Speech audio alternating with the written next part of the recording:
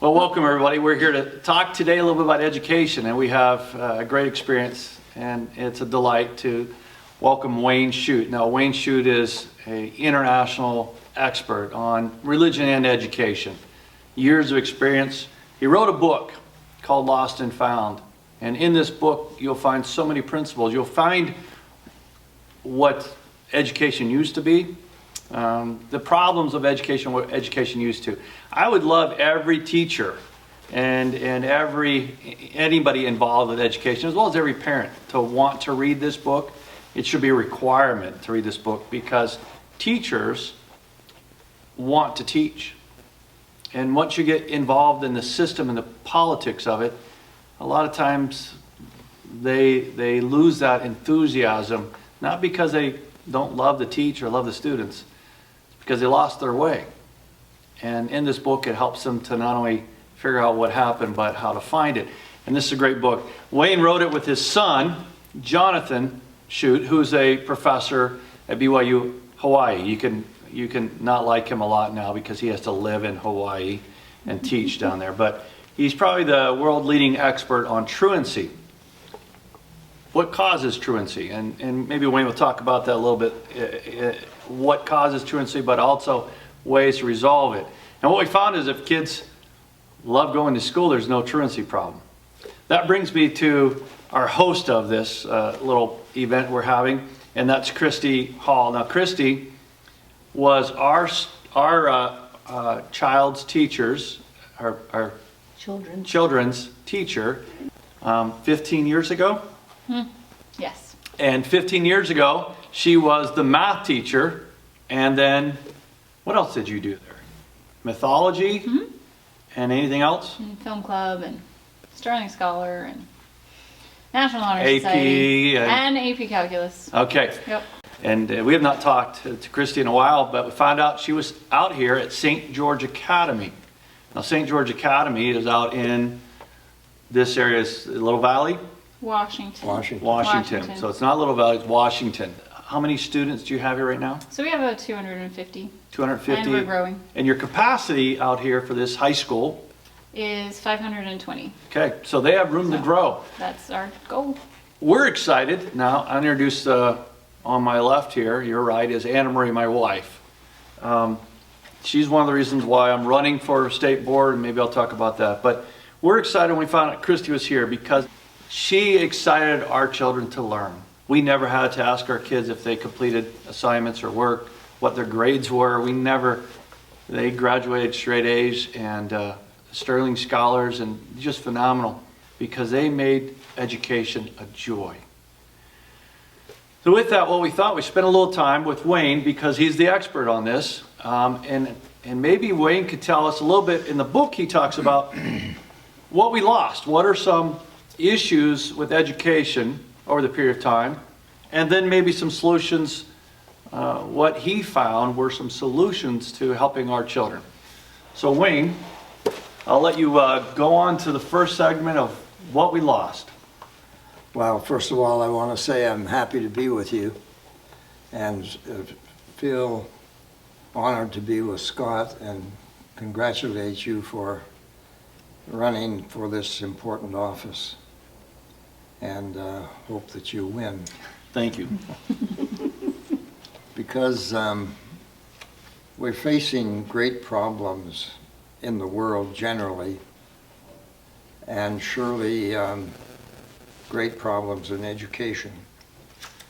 I spent many years, 35 years at BYU, and managed a PhD in a doctoral program, Doctor of Education. My research was really focused on teaching and learning and what happens in classrooms and what happens when teachers discover the really good keys of learning. And we looked always at the educational system. We knew it was on a deteriorating course. I look at the big picture, so and I don't deal with really the individual problems necessarily. But the big picture is that education was like a sinking ship. It was going downhill. And the reason for that, we explore in this book actually. The reason for it is that our perspective on education and changed. About 100 years ago, we adopted a scientific, technical, what I'd call a zeitgeist, the German word for the spirit of our times. And what happened was we shifted from a more theistic, holistic, meaningful kind of education to a technical, where we transmit to children bits and pieces of information rather than have them see a more holistic picture. And we talk in the book about metaphors. The common metaphor, for example, now is sort of like a conveyor belt. And children are on this conveyor belt, and they're like bottles on a conveyor belt. And little bits of information are pumped into them as they come along the conveyor belt. And after they go through 12 years of schooling, a little cap is put on top of them, and now they're educated. You know, Wayne, I love that analogy. When I read that book, I told my wife about it because I could see that in my mind of filling up as much as we could. Yeah. And there are some we say, oh, it got rejected or whatever, but it's okay. We still cap them, whatever we can, and cap them and off. And you can see that on graduation day. We put a cap on them and say, you're done. Now, why do you think that cap in the world today is symbolic of what happens as adulthood even? Yeah, that's a good question. What the cap sort of symbolizes is your education is over. And yet truly educated people look upon high school, for example, or college as just the beginning of their education. So in my world, I've learned more having finished a doctor's degree than I did all the years up to it. And because I read widely and study and research, even at this age of 87 years. But you got me to a point there. I was going to see if I could get you to admit how old you were. So 87, Yeah. and Wayne still works out at least an hour up at our gym all the time, and is healthier than probably anybody I've seen. Christy, you've been in education for how long now? 20 years. 20 years, and you're 24? Yep. 20. Yep. Okay. Just You started celebrated my 24th. really young. Now I know what you used to do in education, and in that as a teacher, you quit reading and studying as soon as you got into education, right? No. You did more. Just began. It just started. I think I've studied harder as a teacher than I ever did as a student. Yeah. Because you have to understand all of the minutia of the content, but then you also have to understand how students learn, and you have to understand,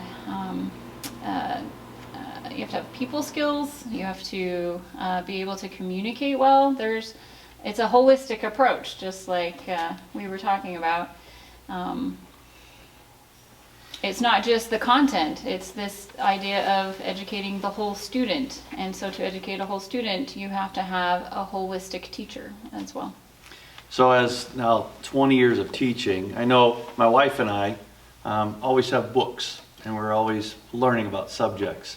My wife went back to school to learn Italian because she was able to find her family in Italy and wanted to speak with them, wanted to have dialect with them. And they spoke no English, and there she was speaking no Italian.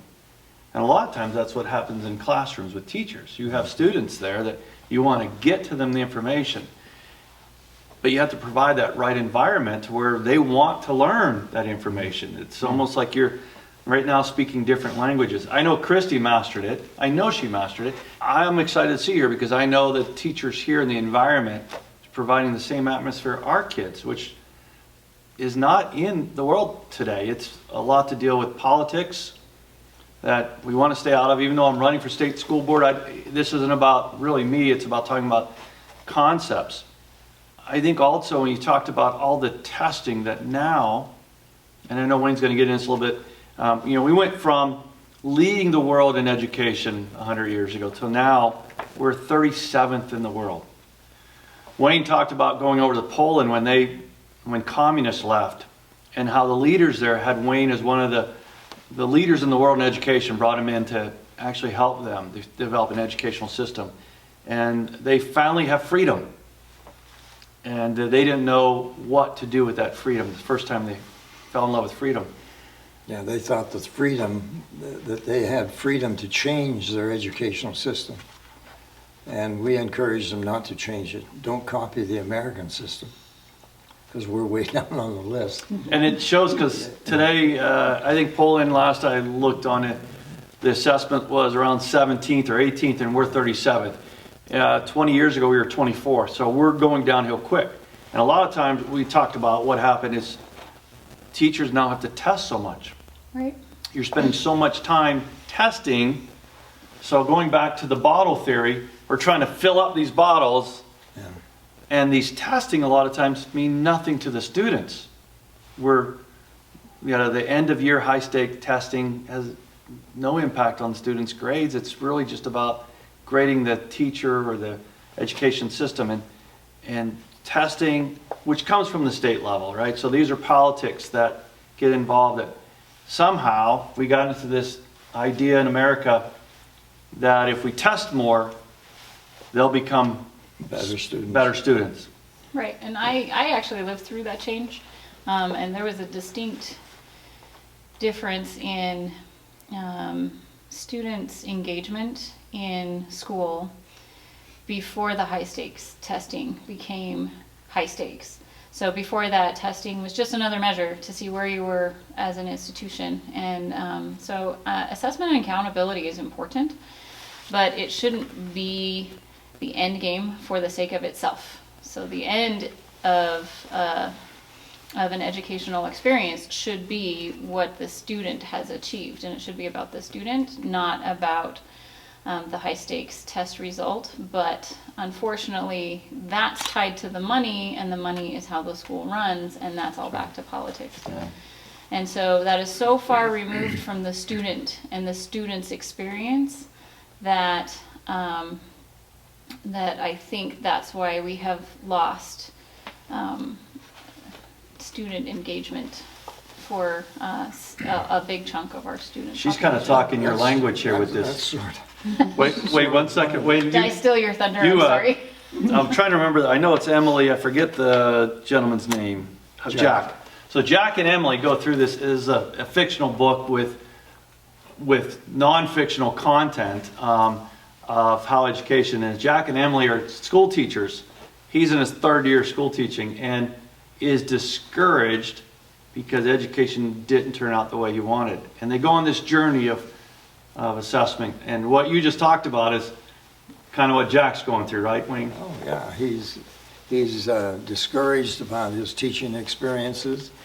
He's been in the classroom for 3 years as a history teacher, and she is I've forgotten what her subject was, but they were both high school teachers and decided to go on this journey to find some of the great ideas that had been lost in education. You were just talking about me going back to Italy and learning a language, and sometimes I feel, because I wanted to do that, I was excited about doing that, and I think sometimes that's the way the kids in school need to be. They need to be excited about learning and not just memorizing or just say, okay, you have to do this, but excited about doing something and learning about it, you know.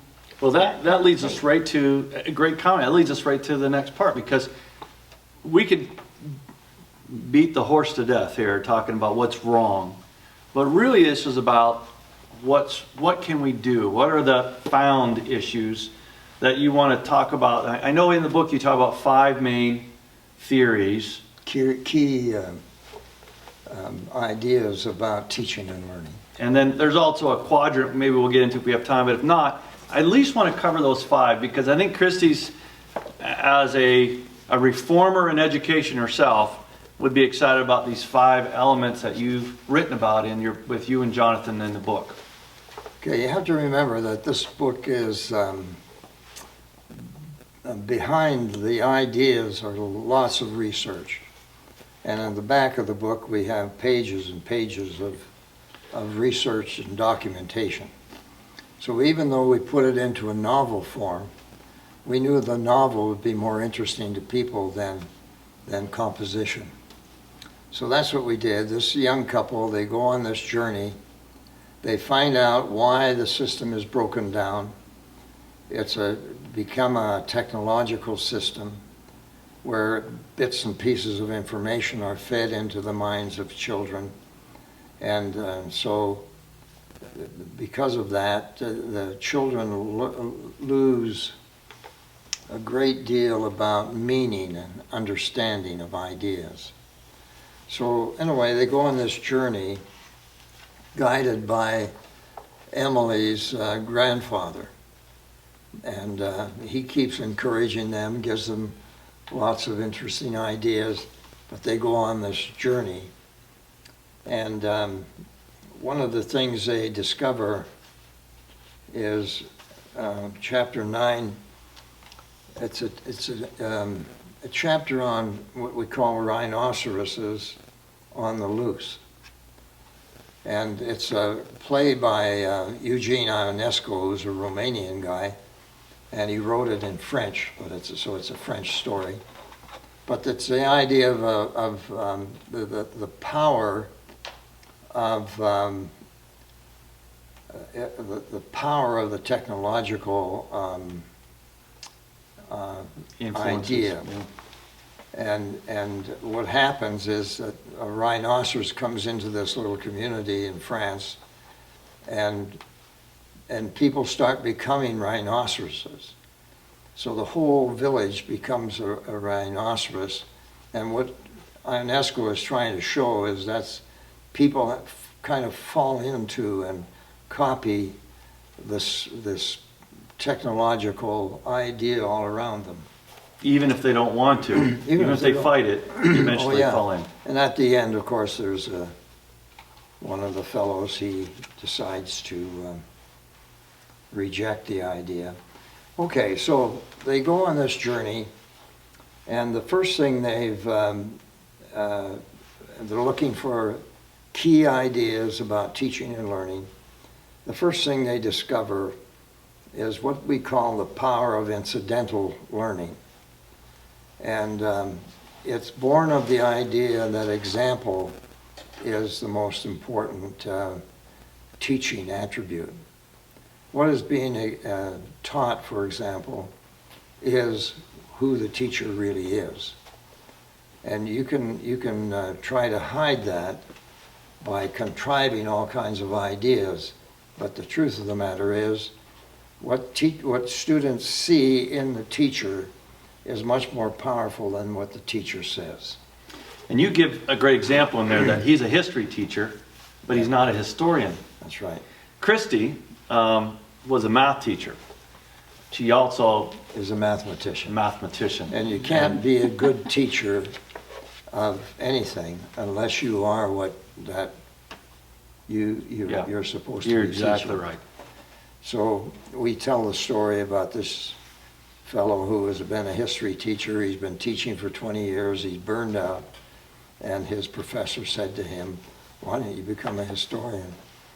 You've always wanted to be a historian instead of just a teacher of history."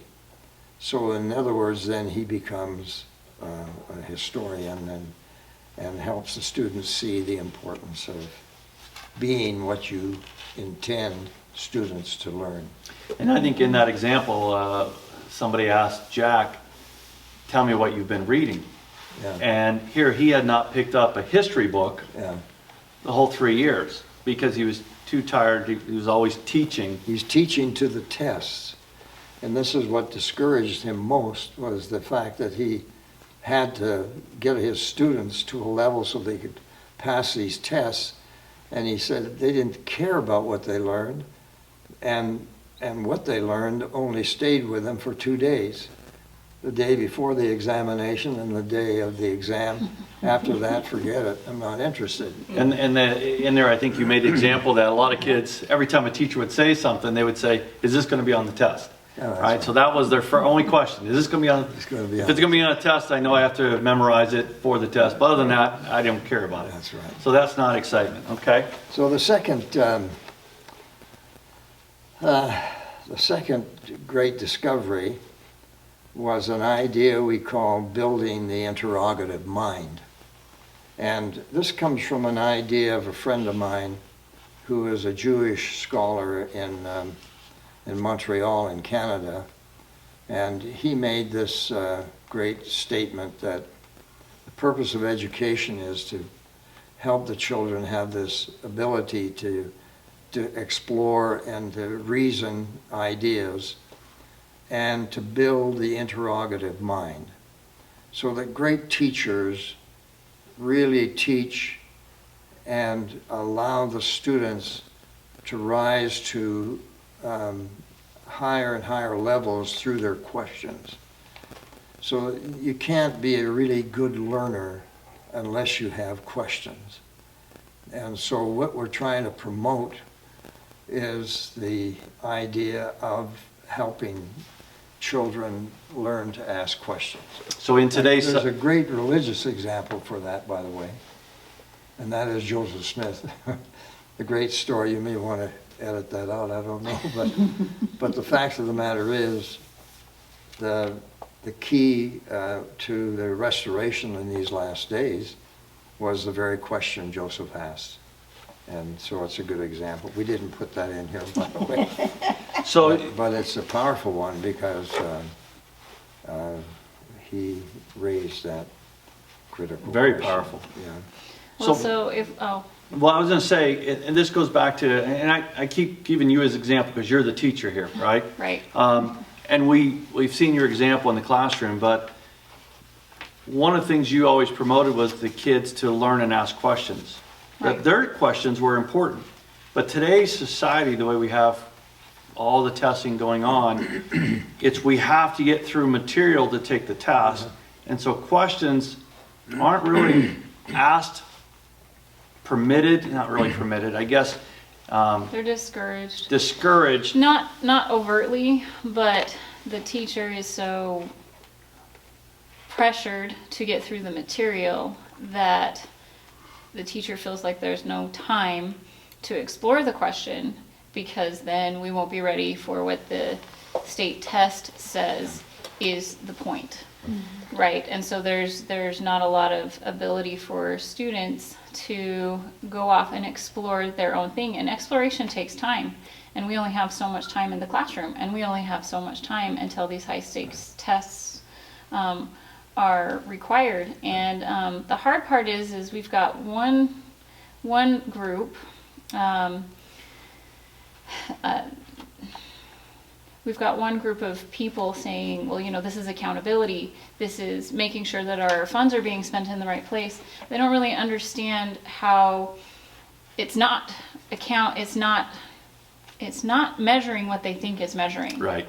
And that's the real disconnect. So we're not promoting here that that state testing is the enemy, or that we shouldn't have accountability. What we're saying here is there's a disconnect between what is considered to be important and testable. So when you go to do a state test,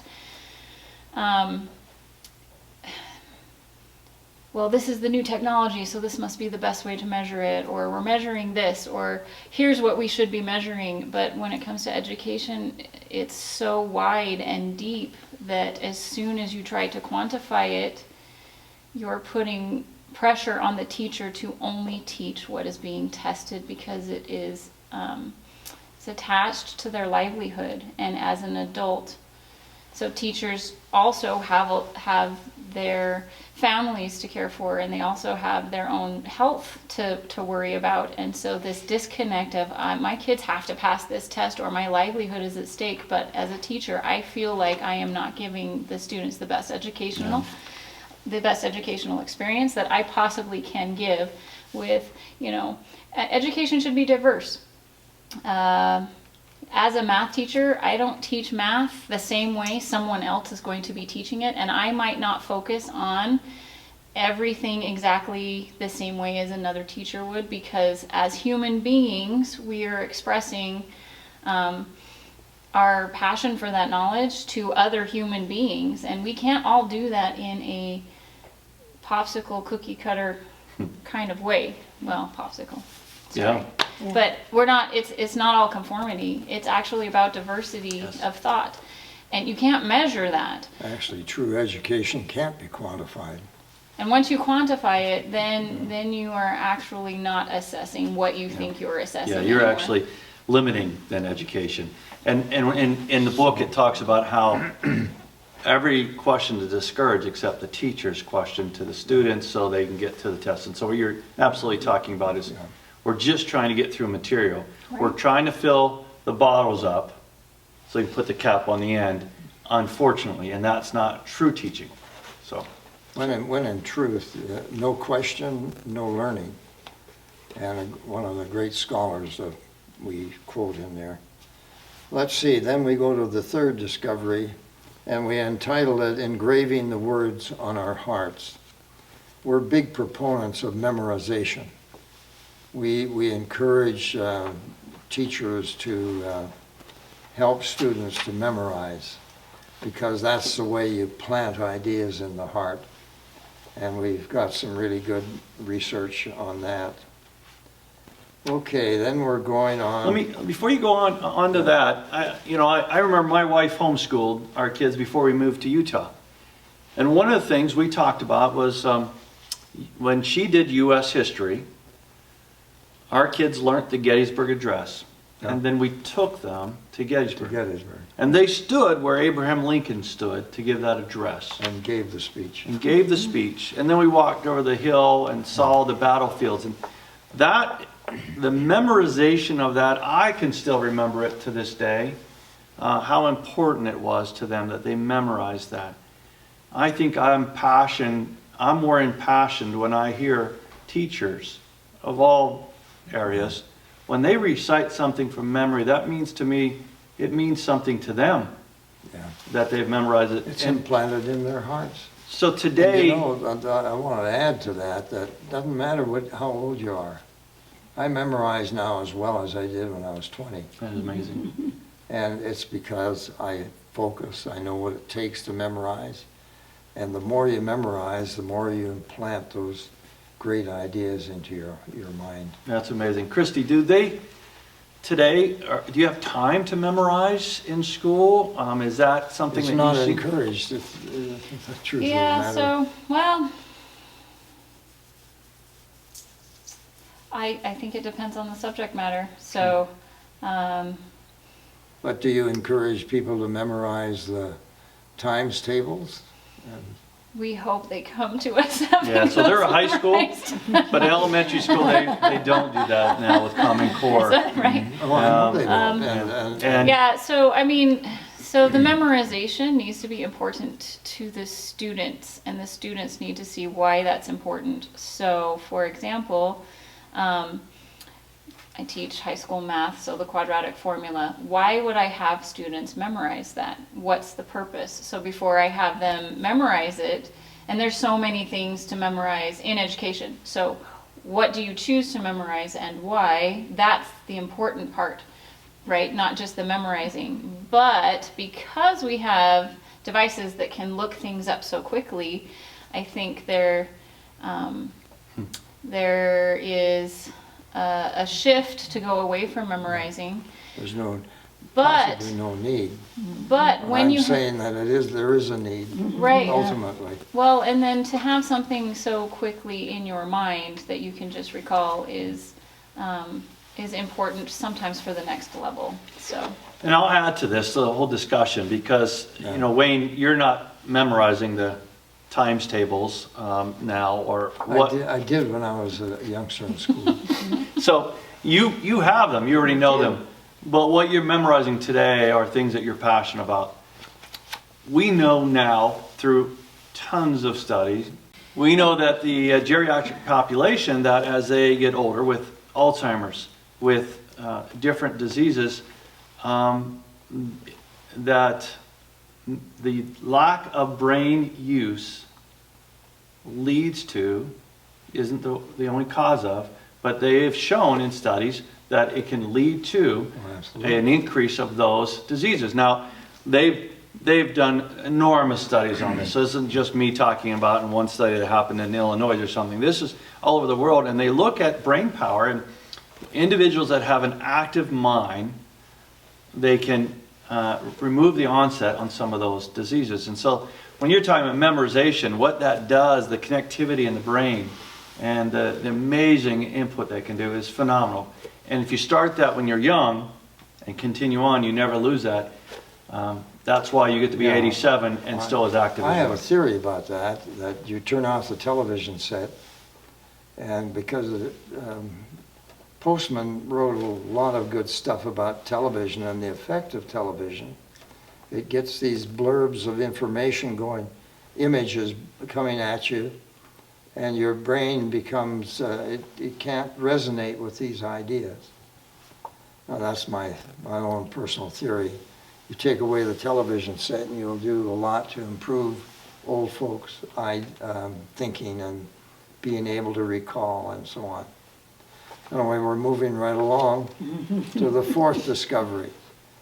And this was a really powerful part of the book, we think, and that is the power of stories. The more, I took statistics at the University of Southern California, and our statistics teacher was one of the brightest guys in the world. His whole approach to statistics was teaching through stories. And he was really clever and did such a good job. But what we do in this chapter is, a couple of chapters, working with a Jewish scholar, and then through a couple of Native Americans, we tell the importance of stories, and it's based on a lot of good research. I'll just give you one little quote here, because at the very end of the discussion, this Native American woman said, "Richer than kings I will ever be, for I had a mother who read to me." And it's a nice idea of kind of envision a mother teaching her. So let me interject here that, you know, we know as brains develop, that as a child develops, they get to age 4 or 5, get ready to preschool, that if they have so many words spoken to them, they develop better in school and have a better chance of achieving in school. That ranges around 25 to 30 million words. And then they show that, and I don't know how they counted this or what studies they did on it, the background on it, but they show that children that only have 5,000 words or 5 million words spoken to them by the time they reach school age. 5,000. 5 million. 5 million Couldn't be 5 words. million. 5 million words are at the lower end of the academic levels, have less of a chance of achieving. So you have 30 million words, achieve success. 5 million words, they usually do not achieve success in education. And that's been statistically proven. So with that, as we see parents, our own daughter, grandchildren, she reads to them all the time. My wife reads to our grandchildren all the time. They're hearing words spoken to them, and not at them, but words. And a lot of it is storytelling. I'm going to go back to Christy here, because one of the subjects you taught in school was mythology. Right. And mythology with our kids, it was storytelling. Oh, yeah. Now, you taught about Harry Potter. Right.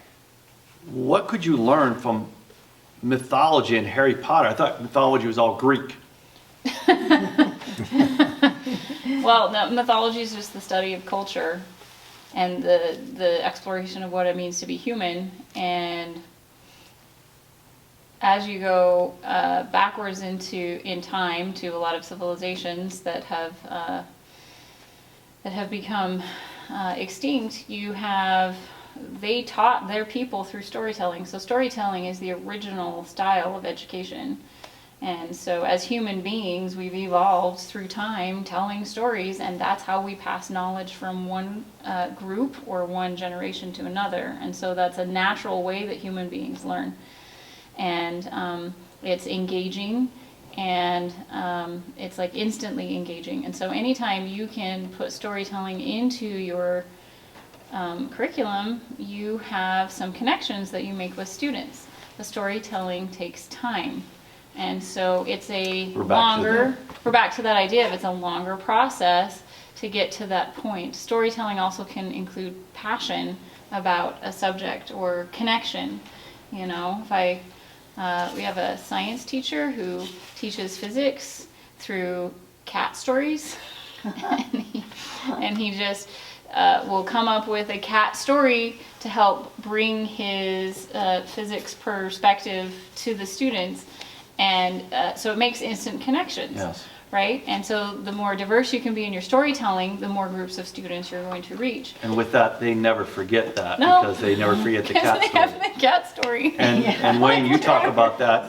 It's in- all like, yeah. We talk a lot about that in the book, and when you're talking about myth, it reminds me of a great book called The Cry for Myth, and how important stories are in helping us to gain an identity so that we know who we are. We can identify with the protagonist or the antagonist in a story and see ourselves in relationship to them.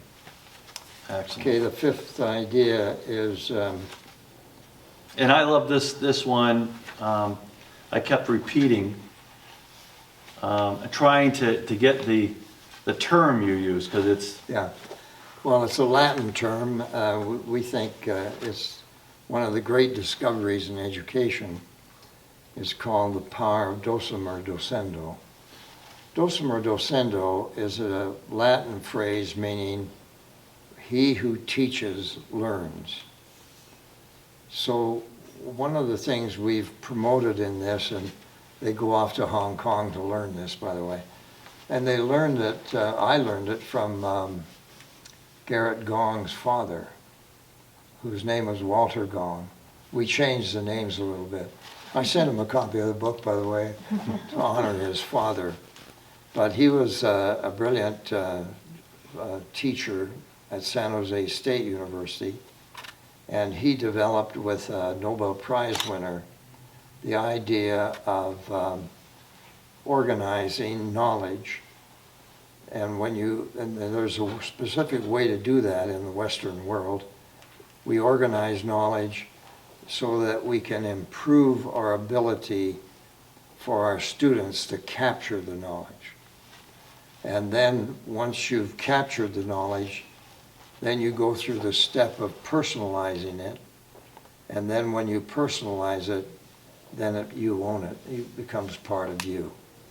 So that's the whole idea. And then once you personalize it, you can have your math students or your history students teach parts of the lesson as a way to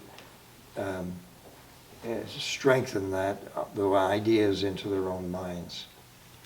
So anyway, those are some of the... so I'm gonna use Christy as an example again. That's what you did in mythology, didn't Right. you? How did they, with Harry Potter, did you get up there and tell the story of Harry Potter and they all had to listen and take notes on it, and then there was a test on it, right? No. So they live it, they experience it, they do their own creative interpretation of it. Sure. That's what And that's what it's makes them designed own to it. do. So not only was Right. it having the student, when we talk about storytelling, but then they taught it back. They not only lived it, but then they taught That's right. in the class. And our kids, 10 years now, have been out of school, can tell you about that class verbatim, the lessons they learned because they taught it and it became theirs. wise parents, when children come home from school, sitting around a dinner table, some of the best ideas are promoted there because students are given a chance around a family table to teach the parents what they learned. The more that happens, the more reinforced the ideas come to the children. So you can be a good parent by allowing your children to teach you the things that they've learned in school. I just kept going over in my mind that when I was in grade school, I learned to diagram sentences. Yeah, And I actually like that because it made me realize what each word meant and where it went in the sentence. And I'll never forget, and that helps me construct sentences now Yeah. and to do everything. But it's because I thought, wow, this is amazing. It just teaches me each thing, the Yes. lines and it's a lost art everything. now. That's not Oh, yeah. taught anymore. But I just kept thinking about that, and it's just something that they taught, and it was fun because you got to go up at the board and make all the lines and do everything, but it stuck in your head on what words you were putting where, and then you would just learn it Wonderful. so easily. Yeah. I have horrible Yeah. grammar. I'm the first to admit it, and it's on film. And God blessed me with a wife that has Doesn't learned to have diagram. horrible grammar. No, has diagram sentences. So every time I write something, I give it to her, and she fixes it. So if anybody has seen anything I've written, Oh, no. the whole concept is mine, but it's been Oh, corrected no. by my wife. That's number one. And number two is one of the things she said when she was in Italy now, learning a language is she was excited the second time she went to school over there was to diagram sentences because she learned how to do that in English. Now she's excited about doing it. So it is a life lesson that she learned. So it's very, very exciting. Well, we've talked a lot about high school because that's where I am. But as a parent, so I remember, and my sister, also I'm really close with my sister. She says she remembers being always excited to go to elementary school. It was fun. It was something that was teaching you, and it was holistic, and it was enveloping you. And that has not been the same experience with our children. So she has a first grader, a second grader, and I have a kindergartner, and I also have a 16-year-old. And their experience with grade school was grueling tests, and they hated going. And it's a really sad thing for me as a parent that I can't share that with them. So I don't remember, because it was a long time ago. So I'm 24, so Yeah. just kidding. 20 years ago. So I remember being really How excited. old are you? We don't have to talk about that. I remember being really excited at school. I remember going to school and learning things. I remember mostly, like you said, the stories that my teachers told me. I remember learning. I remember being excited to learn, and I remember being engaged in my learning. I honestly don't remember taking standardized tests. Like, I don't remember doing that, and neither does my sister. But her daughter, who loves to learn and loves to read, comes home all the time saying she doesn't want to go back to school because they had to have another test today. Yeah. Right? And I have a kindergartner who's going to be a first grader who is going to go into that same system. And I have a 16-year-old who never loved school until he was done with all of the massive testing that's in elementary school. So there's testing in high school, but it's a lot more, trying to think of a good word that's not mean. It's a lot more prevalent in, That's all right, in yeah. elementary school. And so it takes the fun out of learning for the youngsters, and then they learn to hate it. And once a child has learned to hate school, it is really hard to convince them to love it again. Yeah. So I'm not trying to make this as a campaign film, really not. But I think what you're saying is the reason why we have passion to run for the state board, because it's not getting better. Right. And we're not giving power to the teacher and authority to the teacher, and also the trust in the teacher and the LEAs, the districts and the principals to say, figure out your assessments to see if kids are learning. We give you, the state says to you, we have faith in you and we trust you.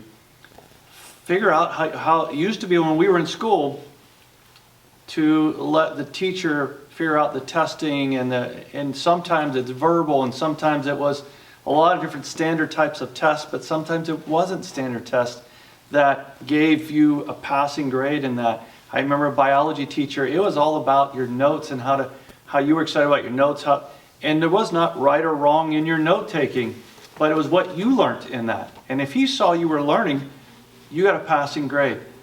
That can't be today. Right. The teacher doesn't have that power. The district doesn't have that power. And that's what should change and allow teachers to teach. And so I think Wayne's book, Wayne and Jonathan, I'm giving you all the credit, but I know Jonathan had some input in I this. had the ideas, and he's a novelist. So. And you both have written numerous books on this. Let me get in a quick subject and then we're going to wrap this up. But I mentioned early on we're going to talk a little about truancy, and I think it goes with the discussion. There is a problem with truancy today, but you also mentioned another truancy concept. Yes. Well, for forever we've had the idea that truants, that is children who stay away from school, that they're somehow or another rebellious and irresponsible and so on.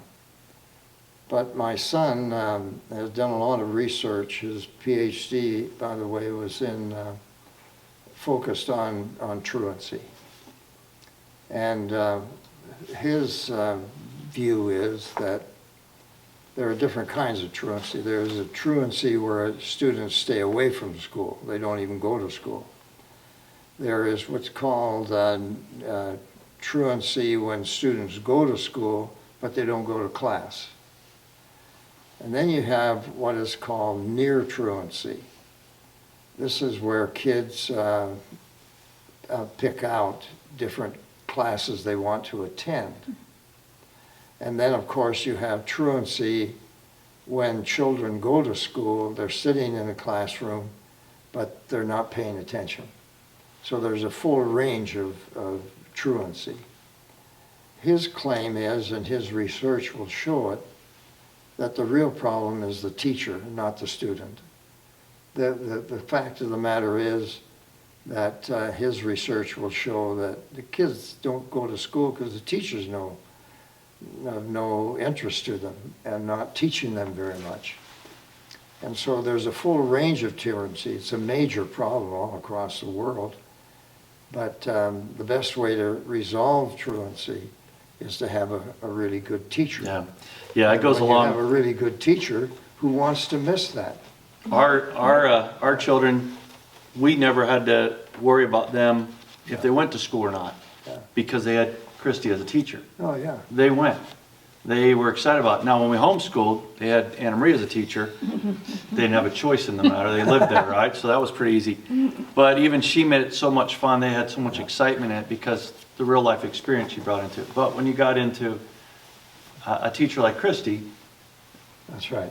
they enjoyed going. Yeah, they could hardly wait till tomorrow when class comes. They come home talking about it and be excited. Yeah.